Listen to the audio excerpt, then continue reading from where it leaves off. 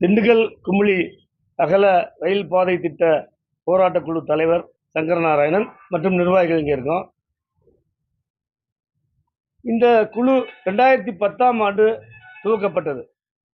திண்டுக்கல் குமுளி அகல ரயில் பாதை திட்டத்தை செயல்படுத்த வேண்டி பல்வேறு கட்ட போராட்டங்களை நாங்கள் நடத்தியிருக்கின்றோம். ரயில்வே துறை, மத்திய அரசு, மாநில அரசு போன்ற எல்லோருக்கும் கோரிக்கை மனுக்களை அளித்தோம்.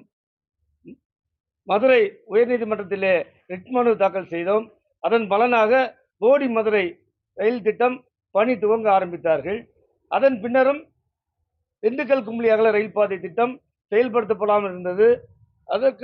அதை செயல்படுத்த கோரி உண்ணாவிரதம், பாத யாத்திரை, பைக் பேரணி என்று பல போராட்டங்களை நடத்தினோம். இந்த ஆண்டு கூட தேனியிலிருந்து திண்டுக்கல் வரை நடைப்பயணம் செய்தோம்.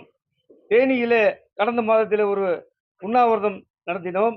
இந்த பல போராட்டங்களை நடத்தியும் கூட இந்த திண்டுக்கல் குமுளி அகல ரயில் பாதை திட்டம் பணி துவக்கப்படாமல் இருக்கிறது. 2014ஆம் ஆண்டிலே திண்டுக்கல் குமுளி லோயர் கேம்ப் என்று இருந்த இந்த திட்டத்தை திண்டுக்கல் சபரிமலை என்று மாற்றினார்கள். அந்த திண்டுக்கல் சபரிமலை என்று மாற்றியதால் இது செயல்படுத்த முடியாத திட்டங்கள் பட்டியலிலே போய் இருக்கிறது. இப்போது அதை நாங்கள் எங்களுடைய கோரிக்கை 2019 நாங்கள் கேட்டுக்கிட்டு இருக்கோம். இந்த திட்டத்தை ரெண்டா பிரிங்க, திண்டுக்கல் லோயர் கேம்ப் சபரிமலை என ரெண்டாக பிரிங்க. பிரித்து திண்டுக்கல் லோயர் கேம்ப்ங்கிறது ஏற்கனவே 2012, 2009, 2016 பல முறை சர்வே பண்ணி ரெடியா இருக்கு. அந்த ரெடியா இருக்க சர்வே நீ ஃபண்ட் ஒதுக்கியாச்சுன்னா உடனே பணியை துவக்கலாம். அப்போ திண்டுக்கல் லோயர் கேம்ப் பணியை உடனே துவக்குங்க. லோயர் கேம்ப் டு சபரிமலை திட்டத்தை அடுத்து செயல்படுத்தக்கூடிய வாய்ப்பை பொறுத்து நீங்க செயல்படுத்துங்கன்னு சொல்லி 2019 டெல்லி போய் ரயில்வே துறை அமைச்சர்கிட்டையும் ரயில்வே அதிகாரிகள்ட்டையும் மனு கொடுத்துருந்தோம். 2019 கடைசியாக நாங்கள் டெல்லி போயிருந்தோம். அப்போ கொடுத்துருந்தோம். அதுக்கப்புறமும் இவங்க அந்த திண்டுக்கல் சபரிமலைங்கிற இதை விட்டு மாற தயாராக இல்லை. இப்போ சமீபத்தில் கூட 2 கோடி ரூபா ஃபண்டு ஒதுக்கியிருக்கிறதா சொல்கிறாங்க. திண்டுக்கல் சபரிமலைக்கு சர்வே பண்ணுறதுக்காக 2 கோடி ரூபா ஃபண்டு ஒதுக்கியிருக்கோம்னு சொல்கிறாங்க. இது என்ன ஆகும்? ஏற்கனவே சர்வே பண்ணதெல்லாம் இப்போ நடந்து இப்போ 2008, 2012 சர்வே பண்ணதெல்லாம் இப்போ எப்படி இருக்குது? ஏற்கனவே செயல்படுத்த முடியாமல் சும்மா கிடக்கு. இப்போ 2025 இப்போ மறுபடியும் சர்வே பண்ணாங்கன்னா இது ஒரு 1.5 வருஷம் டைம் கொடுத்துருக்காங்க சர்வே பண்ணுறதுக்கு. 1.5 வருஷம் கழிச்சு இது ஒரு 30,000 கோடின்னு சொல்லி ஒரு எஸ்டிமேட் போட்டு வரும். ஒரு அப்ராக்சிமேட்டாக நான் சொல்கிறேன், எவ்வளோ வரும்னு தெரியல. 30,000 கோடி வந்துச்சுன்னா அப்போ என்ன செய்வாங்க? இது சபரிமலை வரைக்கும் இதை செயல்படுத்துறதுனால இந்த ரயில்வே துறைக்கு எந்த லாபம் இல்லை, சும்மா தூக்கி போடுன்னு சொல்லி போட்டுருவாங்க. இதுதான் நடக்க போகுது. அதனால நாங்கள் இப்போ அதை எதிர்பார்த்து அதை காத்திருக்க நாங்கள் தயாராக இல்லை. அது நடக்கக்கூடாது, செயல்படுத்த முடியாத ஒரு திட்டத்தை கையில் வச்சுக்கிட்டு இவங்க 2 கோடி ஃபண்டு ஒதுக்கி கூட அது எந்த பலனும் இல்லைங்கிறதுனால இப்போ நாங்கள் டெல்லி போய் ரயில்வே அமைச்சரையும் ரயில்வே துறை அதிகாரிகளையும் பார்த்து இதனுடைய சிச்சுவேஷன் நாங்கள் நேரில் சொல்லி அதை உடனே செயல்படுத்துக்கிற கோரிக்கை வைக்கிறதுக்காக நாங்கள் இப்போ டெல்லி கிளம்புறோம்.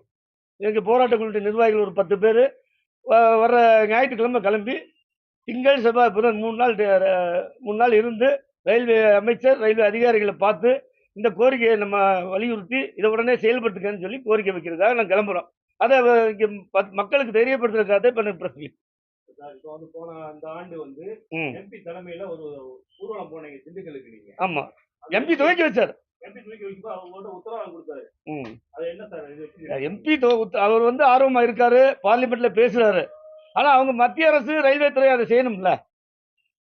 அதை வந்து இப்போ நம்ம கோரிக்கையை வந்து கரெக்டாக அவர் கொண்டு போய் சேர்க்கலைன்னு நான் நினைக்கிறேன். ஏன்னா திண்டுக்கல் லோயர் கேம்ப் சபரிமலை ரெண்டாக பிரித்து செயல்படுத்துங்க அப்படிங்கிற கோரிக்கையை அவங்க அழுத்தம் அதை பதிவு பண்ணணும். அவங்க அது பண்ணலைன்னு நான் சொல்ல மாட்டேன். அவர் பார்லிமெண்ட்ல ஒவ்வொரு ட்ரிப்பும் பேசிக்கிட்டே இருக்காரு. திண்டுக்கல் சபரிமலை உடனே வேணும், இது ஏன் பண்ண மாட்டேங்கிறீங்கன்னு அழுத்தமாக குரல் கொடுக்குறாரு. அதில் வந்து ஒரு சின்ன குறை என்னன்னா, திண்டுக்கல் லோயர் கேம்ப் உடனே செய்யுங்கன்னு அவர் சொன்னார்னா அது உடனே செயல்படுத்தக்கூடிய ஸ்கீமாக இருக்கும். அதுதான் எங்களுடைய கோரிக்கை. டெல்லியில போய் யாரை சந்திக்கிற மாதிரி? ரயில்வே அமைச்சருடைய அப்பாயின்மெண்ட் வாங்கியிருக்கோம். ரயில்வே அமைச்சரை பார்க்குறோம். ரயில்வே உயர் அதிகாரிகளை நம்ம ரயில் பவனில் போய் பார்க்க போகிறோம். பார்த்து அவங்கள்ட்ட வந்து இதனுடைய நிலையை சொல்லணும். இது வந்து இன்னும் நிறைய தெரியாமல் இருக்காங்க.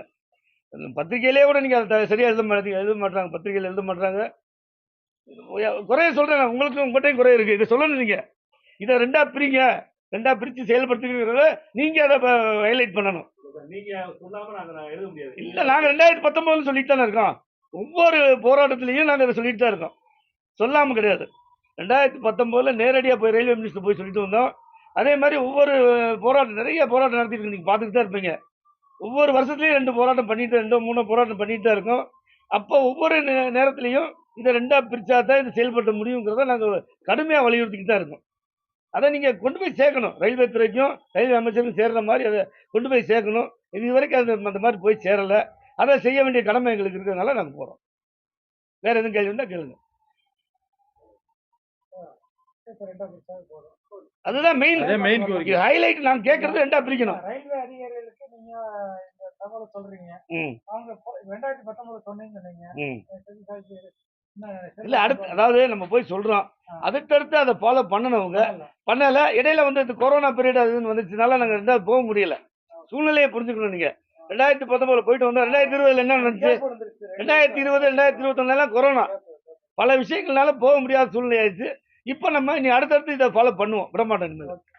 வருஷத்துக்கு 2 தடவை டெல்லி போறோம் நாங்க. அவ்வளவுதானே. போய் மந்திரியை பார்ப்போம். எல்லாரையும் பார்த்து அவங்களுக்கு புரிய வைக்கணும் முதல்ல. அவ்வளவுதான். 2ஆ பிரிச்சது நடைமுறைக்கு சாத்தியம் இருக்கு. கண்டிப்பா. திண்டுக்கல் லோயர் கேம்ப்ன்றது ஏற்கனவே எஸ்டிமேட் போட்டு எந்த வழியா வரணும், அந்த லைன்லாம் இருக்கு. அந்த ஸ்கெட்ச் எல்லாம் இருக்கு நம்மட்ட. எஸ்டிமேஷன் போட்டதெல்லாம் இருக்கு. அன்னைக்கு வந்து ஒரு 860 கோடி என்ன போட்டுருக்காங்க திண்டுக்கல் டு லோயர் கேம்புக்கு. இன்னைக்கு வேணா ஒரு 2 பங்கா கூட ஆகட்டும். 2000 கோடி வச்சுக்கோங்க. அது பெரிய விஷயம் கிடையாது. ஆனா திண்டுக்கல் டு லோயர் சபரிமலைன்னு போட்டா 25,000 கோடி 30,000 கோடி வேணும். அது செய்ய மாட்டாங்க. அது நியாயமான காரணமும் இருக்கு. ஏன்னா இந்த இதுல வந்து அந்த அளவுக்கு வருமானம் வராது. 30,000 கோடி 40,000 கோடி செலவழிக்கிற அளவுக்கு உள்ள ஸ்கீம் கிடையாது. இப்ப பாம்பேல இருந்து டெல்லியில இருந்து போட்டாங்கன்னா அது வந்து வருமானம் உள்ள ஒரு விஷயம். இது வந்து 2 மாதம் தான் சபரிமலை சீசன்ல கூட்டம் இருக்கும். மற்ற நேரம் வந்து அவ்வளவு கூட்டம் இருக்காது. அதையும் பார்ப்பாங்க. ரயில்வே துறைக்கு வருமானம் இருக்கான்னு பார்ப்பாங்க. அது செயல்படுத்த முடியலன்னு தூக்கி போட்டுருவாங்க. அதனால நம்ம என்ன கேட்கிறோம், இதை முத செய்யுங்க. அதுக்கப்புறம் வாய்ப்பு இருக்க போது அதை செய்யுங்கன்னு சொல்லி நம்ம சொல்றோம். முடிவா 2ஆ பிரிச்சா திட்டம் செயல்பாட்டுக்கு கண்டிப்பா. அதை வலியுறுத்தி சொல்றேன் நான். கண்டிப்பா அதனுடைய எங்களுடைய முழு கோரிக்கை வந்து இந்த Dindigul to lower camp to சபரிமலைங்கிற 2ஆ பிரிங்கிறது எங்களுடைய கோரிக்கை. அதைத்தான் நாங்க திரும்ப திரும்ப 2019 இருந்து ஒவ்வொரு கூட்டத்திலையும் சொல்லிட்டு இருக்கோம். அதை நீங்க போய் சேர்க்கணும். நாங்களும் கொண்டு போய் சேர்க்கணும். நீங்களும் உங்களுடைய முயற்சிகளை பண்ணுங்க. ஏன்னா இந்த மாவட்டத்தில் நீங்க பலனடைய போறது நீங்களும் தான். நாங்க மட்டும் இல்ல. நான் ட்ரெயின்ல போறலாம் இல்லைன்னு தெரியாது. இந்த பக்கத்து